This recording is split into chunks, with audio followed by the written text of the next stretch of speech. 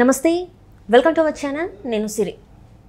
ఏపీలో ప్రభుత్వం మారినా ఇంకా జగన్మోహన్ రెడ్డి హవా నడుస్తున్నట్టు అనిపిస్తుంది. ఎందుకంటే ఫోన్ ట్యాపింగ్ వ్యవహారం పైన ఎన్ని ఫిర్యాదులు అందినా కూడా ఇప్పటివరకు ఎలాంటి విచారణ జరిపించలేదు. సో ఎందుకు జరగలేదు, ఏంటి? సో ఈ అంశాన్ని మనకి వివరించడానికి మనతో పాటు ఉన్నారు ప్రముఖ senior journalist, political analyst CS Rao గారు. నమస్కారం సార్. నమస్తే సార్, ఇప్పుడు చూస్తుంటే ఏపీలో ప్రజలు ఎంత ఆశగా అంటే ఈసారి ఖచ్చితంగా ప్రభుత్వం మారాలి, మార్పు రావాలని చెప్పేసి చంద్రబాబు నాయుడు గారిని గెలిపించారు. కానీ ఇంకా కూడా జగన్మోహన్ రెడ్డి గారి హవా నడుస్తుందేమో అనిపిస్తుంది.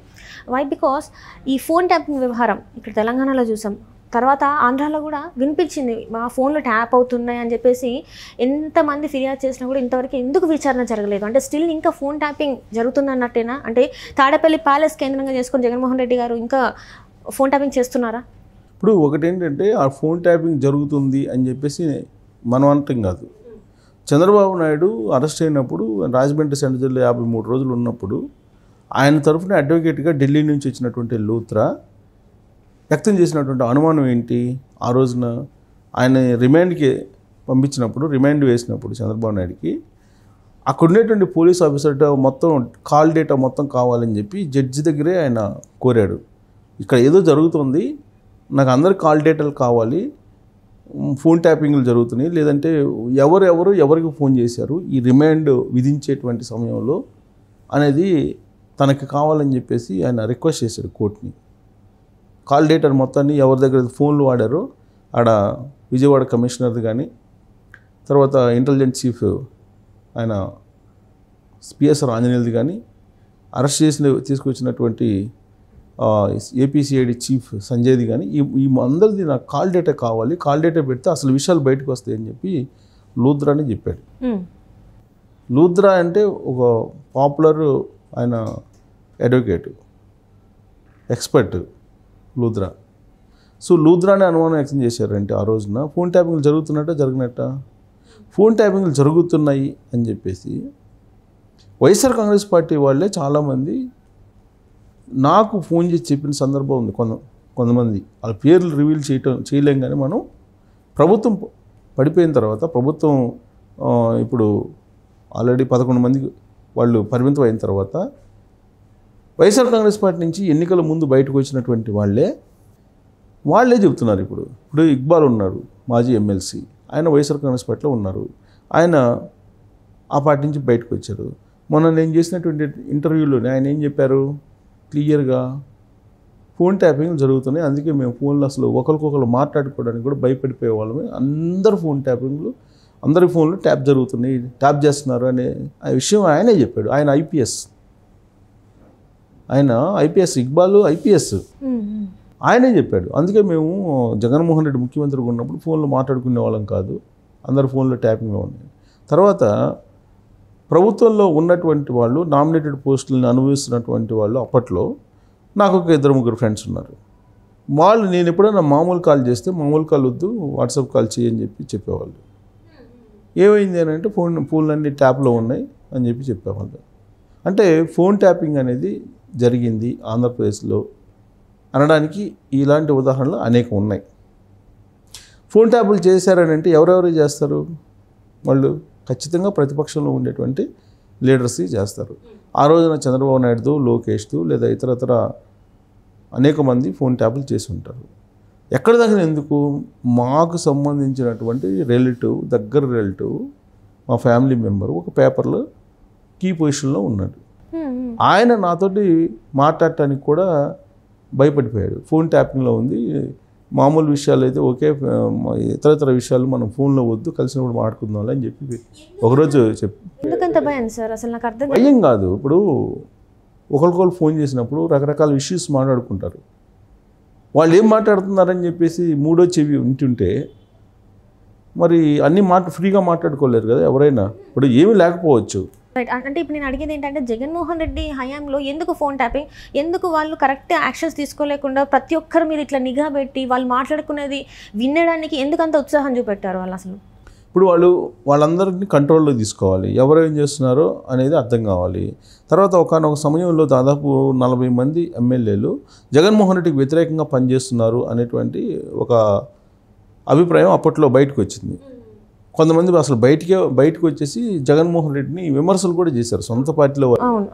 రఘురామకృష్ణరాజు ఉన్నారు, మొదటి నుంచి విమర్శిస్తున్నారు, అది వేరే. అలా కాకుండా అనేక మంది ఎమ్మెల్యేలు కూడా బయటకు వచ్చి జగన్మోహన్ రెడ్డి అక్కడ తాడేపల్లిలో ఏం చేస్తున్నాడు ఇలాంటి అంశాల్లో కూడా అనేక సందర్భాల్లో మాట్లాడుకొని ప్లస్ ఆయన పరిపాలన మీద కూడా డైరెక్ట్గా విమర్శించినటువంటి వాళ్ళు కూడా ఉన్నారు. ఇక నా బయటికి రానికుండా విమర్శించి అసహనంగా ఉండేటువంటి వాళ్ళు ఎంతమంది ఉంటారు? విమర్శించకుండా లేదో భయపడిపోయో లేకపోతే ఇతరతరనో మొహమాటంతో లేదంటే ఇప్పుడు ఎందుకు ప్రభుత్వంలో చాలా స్ట్రాంగ్ ఉంది కదా ఇప్పుడు ఎందుకు మాట్లాడుకోవడం ఉపయోగం ఏంటి అని చెప్పేసి చాలామంది లోపలే ఉడికిపోయారు. సో వాళ్ళందరూ ఇప్పుడు చెప్తున్నారు మేము ఫోన్ ట్యాప్లు చేస్తున్నాం, అందుకే ఒకరికొకరు మాట్లాడుకునేటువంటి పరిస్థితి లేదు అని చెప్పి. ఎందుకు చేస్తున్నారంటే వీళ్ళందరినీ కట్టడి చేయాలని అంటే ఫోన్ ట్యాపింగ్ ఒకటే మార్గం అని చెప్పి బహుశా జగన్మోహన్ రెడ్డికి ఆయన గురువు ఒక సలహా ఇచ్చి ఉంటాడు. ఎవరు ఆయన గురువు? కేసీఆర్ చేసింది అదే కదా. 2014లో అధికారంలోకి వచ్చిన తర్వాత 2015 నుంచి అదే పనిలో ఉన్నాడు ఆయన. 2015 నుంచి అదే పనిలో ఉండి ఓటుకు నోటు కేసు అన్నాడు. ఆ తర్వాత ఫోన్ ట్యాపింగ్లు అనేక మంది చేశారు. ఇప్పుడు ఆ ఫోన్ ట్యాపింగ్ కేసులో ఇరుక్కున్నారు. ఆ విచారణ ఫైనల్ స్టేజ్కి వచ్చింది. అంటే ఈయన ఇచ్చినటువంటి సలహా మేరకే అక్కడ కూడా ఆయన చేసి ఉంటాడు. సరే ఎంత చేయడానికి ఎక్కడి నుంచి రావాలి పరికరాలు అంటే ఇజ్రాయెల్ నుంచి రావాలి. సో ఇజ్రాయెల్ నుంచి కొన్ని పరికరాలను తీసుకొచ్చి ఆయన తాడేపల్లిలోనే పెట్టి ఆపరేట్ చేశారు అనేది ఒకటి. ఆయన సొంత మీడియా ఏదైతే ఉందో ఆయన సొంత మీడియా ఆఫీసుల్లో పెట్టి కొన్ని జిల్లాల్లో కూడా ఆపరేట్ చేశారు అనేది వాళ్ళ మీద ఉన్నటువంటి మొదటి నుంచి వినిపిస్తున్నటువంటి ఆరోపణలు. ఇప్పుడు తాడేపల్లికి అలాగే ఉండవల్లికి ఎంత దూరం ఉంటుంది? మహా అయితే 4-5 కిలోమీటర్లు ఉంటుంది, అంతకన్నా ఎక్కువ ఉంటుంది. ఇప్పుడు ఈ ఆపరేటర్స్ కూడా ఎన్ని కిలోమీటర్లు లోపల ఫోన్లు ట్యాప్ చేసే కావాలనేది కెపాసిటీ ఉంటుంది. ఆ కెపాసిటీని బట్టి ఆపరేటర్స్ని తీసుకొస్తారు. అంటే నీకు 1 కిలోమీటర్ దూరంలో ఉండే ఫోన్ ట్యాప్ చేయాలా, లేదంటే 2 కిలోమీటర్ల దూరం 3 కిలోమీటర్ల దూరంలో ఉండేటువంటి ఫోన్లు ట్యాప్ చేయాలా అనేది. ఇప్పుడు చంద్రబాబు నాయుడు ఇంటి దగ్గర ఆ పరికరాలను పెట్టి ఉండరు అని చెప్పి ఎలా అనుకోవాలి అసలు? లేదు,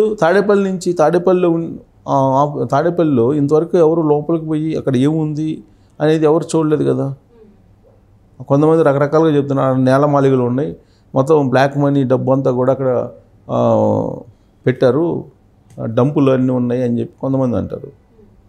సో ఇలా రకరకాలుగా ఏది చెప్పినా కానీ అక్కడికైతే పోయి చూసిన వాళ్ళు ఎవరు లేరు కదా. అక్కడ మరి ఇజ్రాయెల్ పరికరాలు ఫోన్ ట్యాపింగ్ పెట్టున్నారా, లేకపోతే డబ్బులు డంప్ చేసి డంప్స్ ఉన్నాయా, నేలమాళిగల్లో ఏమున్నాయో మనకు తెలియదు. సరే నేలమాళిగలు ఏమన్నా పెట్టుకునే తర్వాత సంగతి. 7 లక్షల కోట్ల రూపాయలు 2019 నుంచి 2024 ఎన్నికల ముందు వరకు ఆయన దోచుకున్నాడు అనేది రకరకాల విమర్శలు ఆయన మీద ఆరోపణలు వస్తున్నాయి. అసలు ఇప్పుడు ఫోన్ ట్యాపింగ్ గవర్నమెంట్ మారింది, చంద్రబాబు నాయుడు ముఖ్యమంత్రి అయ్యారు, అయినప్పటికీ కూడా ఫోన్ ట్యాపింగ్ ఇంకా జరుగుతుంది అనేటువంటి అనుమానాలు వస్తున్నాయి. ఎక్కడి నుంచి చేస్తున్నారంటే జగన్మోహన్ రెడ్డి బ్యాచ్ కొంతమంది ఉన్నారు, ఆ జగన్మోహన్ రెడ్డి బ్యాచ్ అక్కడక్కడ కొన్ని ఆపరేటర్స్ని పెట్టి ఫోన్ ట్యాపింగ్ చేస్తున్నారు అనేటువంటిది ఇప్పుడు తాజాగా వినిపిస్తుంది. ఫోన్ ట్యాపింగ్లకు సంబంధించి ఆరోపణలు వచ్చినప్పుడు ఇమీడియట్గా దాన్ని ఎంక్వైరీ చేయాల్సిన బాధ్యత ప్రభుత్వం మీద ఉంది కదా. ఇప్పుడు తెలంగాణలో కొత్త ప్రభుత్వం వచ్చింది, కొత్త ప్రభుత్వం వచ్చి రాగానే ఫోన్ ట్యాపింగ్లు ఎక్కడ చేశారు, ఎవరు చేశారు అనేది ఆల్రెడీ ఎంక్వైరీ చేసేసి కొంతమంది ఆఫీసర్స్ని తీసుకెళ్ళి అరెస్ట్ చేసి విచారణ చేస్తున్నారు కదా. ఆంధ్రప్రదేశ్ ప్రభుత్వం ఎందుకు చేయట్లేదు? మరి ఆంధ్రప్రదేశ్ ప్రభుత్వం చేయకపోక ఇప్పుడు ప్రభుత్వాన్నిలో నుంచి అధికారం కోల్పోయిన తర్వాత కూడా కొంతమంది పోలీస్ ఆఫీసర్స్ తెలుగుదేశం పార్టీ వాళ్ళ ఫోన్లో ట్యాప్ చేసేసి వాళ్ళు మా చంద్రబాబు నాయుడు లేదంటే లోకేష్ ఇలాంటి వాళ్ళ మాటలు కూడా వింటున్నారు అనేటువంటి ఇప్పుడు టాక్ కూడా ఇప్పుడు ఆంధ్రప్రదేశ్లో వస్తుంది ప్రభుత్వం మారినప్పటికి కూడా. దానికి కారణం ఏంటంటే జగన్మోహన్ రెడ్డికి సంబంధించినటువంటి టీమ్స్ ఏదైతే ఉన్నాయో స్లీపర్ సెల్స్ కానీ లేదా పోలీసుల్లో ఉండేటువంటి వాళ్ళు కోఆపరేట్ చేస్తున్నారు అనేది ఇప్పటికి కూడా ఉంది.